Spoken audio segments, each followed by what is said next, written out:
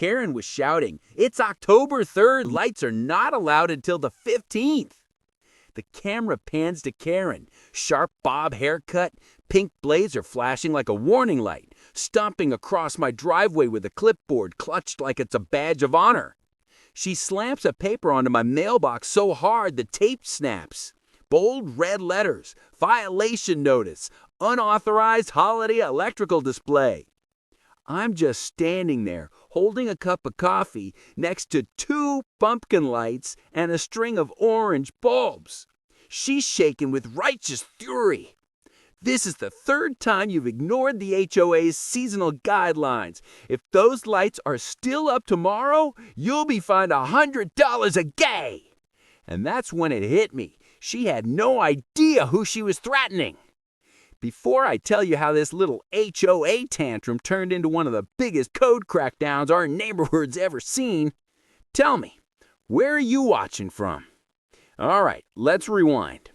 It all started 2 weeks earlier when the air first smelled like cinnamon and cheap plastic skeletons. I just moved into this tidy cul-de-sac. Quiet lawns, trimmed hedges, the type of place where even your garbage bins get judged. I hung a few solar fairy lights around my porch railing. Nothing wild. The next morning, Karen was already at my door, clipboard in hand, telling me seasonal decor outside of designated months creates neighborhood inconsistency. I thought she was joking. She wasn't. A few days later, I put 2 little pumpkin lanterns by my walkway. Cute, harmless. That afternoon, I found a friendly reminder note taped to my door. Plastic inflatables and lighted displays not authorized before October 15th. She even underlined it 3 times. By now, it was clear Karen patrolled the street like it was a personal fiefdom. Then came the official fine notice. Apparently, my 2 strands of orange LED lights posed a distraction and potential electrical hazard. Ironic, since I'm literally a licensed electrician. But instead of arguing, I just smiled, thanked her, and went back inside. Years of wiring commercial panels have taught me one thing: electricity isn't the only thing that can blow up when mishandled. So yeah, that's how I learned the HOA president, Karen D. Miller, had decided to make me her October project. Little did she know, her own house, that fancy side addition she'd bragged about for months, had something way scarier than my pumpkin lights. But we'll get to that soon. After that ridiculous fine for my unauthorized holiday display, I decided not to argue. I just kept my head down, turned off the lights during the day, and started documenting everything. Every message, every HOA notice, every time Karen strutted past my driveway pretending to inspect shrubs. But then, something strange caught my attention. One evening, as I was packing up my tools after a long job, I noticed flickering lights spilling from the side of her house. Not normal flickering, electrical flickering. I've been an electrician for 10 years, and trust me, when you see light pulsing like a dying firefly, your brain just knows something's wired wrong. So I looked a little closer. Behind her fancy hydrangea bushes was this brand new sunroom she'd been bragging about for months, her personal yoga studio. Except the wiring feeding it looked shady. There were extension cords running out from her garage window, multiple cords, daisy-chained together, and one half-melted adapter jammed into an outdoor outlet. That's not just sloppy. That's a fire waiting to happen. At first, I laughed it off, right? Poetic karma. But the more I thought about it, the more it bugged me. The HOA president, the same woman threatening me over 2 pumpkin lights, was the one actually breaking real, dangerous electrical codes. So I did what any professional would do. I checked the public records. And guess what? No permits, no inspection, nothing. That entire addition, the yoga studio, the lights, the heating unit she installed, was completely unpermitted. And that's when my Halloween story turned from petty to powerful. I started quietly taking photos, not in a creepy way, just enough to show the wiring setup, the overloaded outlets, the cords running across her lawn, Every night, that side of her house buzzed louder like was screaming for attention.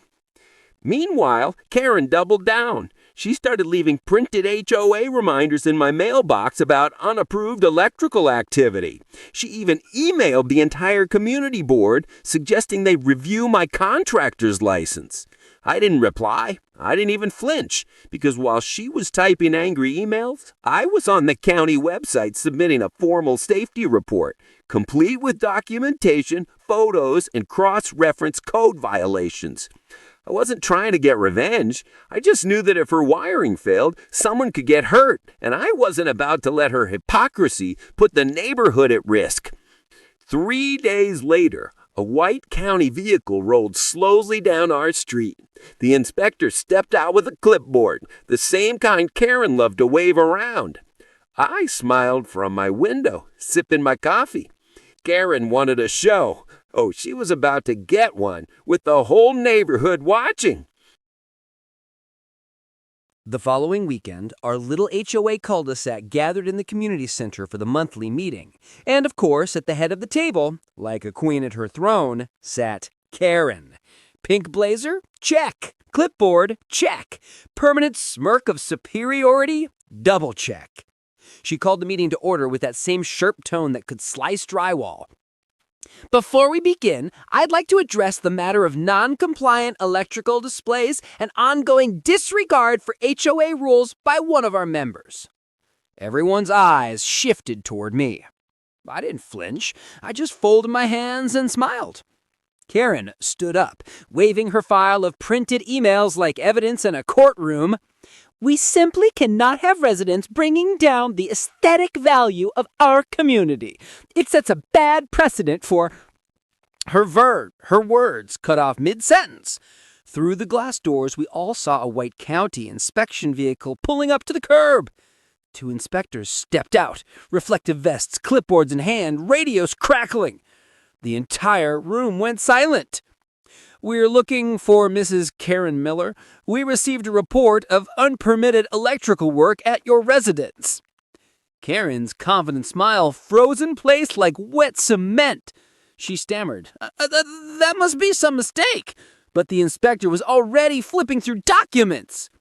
Turns out that personal yoga studio she'd bragged about in every HOA email, it wasn't just unpermitted, it was a code nightmare.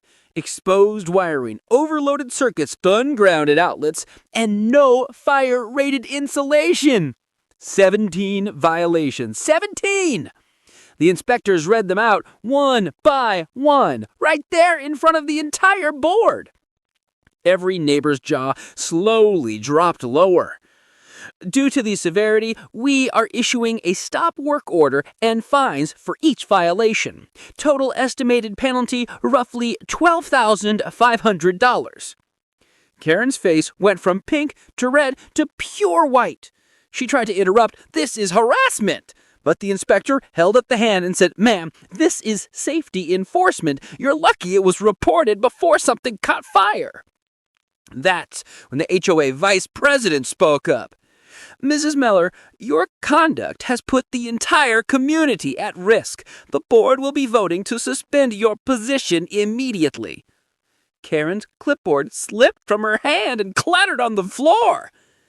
Meanwhile, I just sat back, calm as ever, sipping my water. I didn't need to say a thing. The truth did all the talking.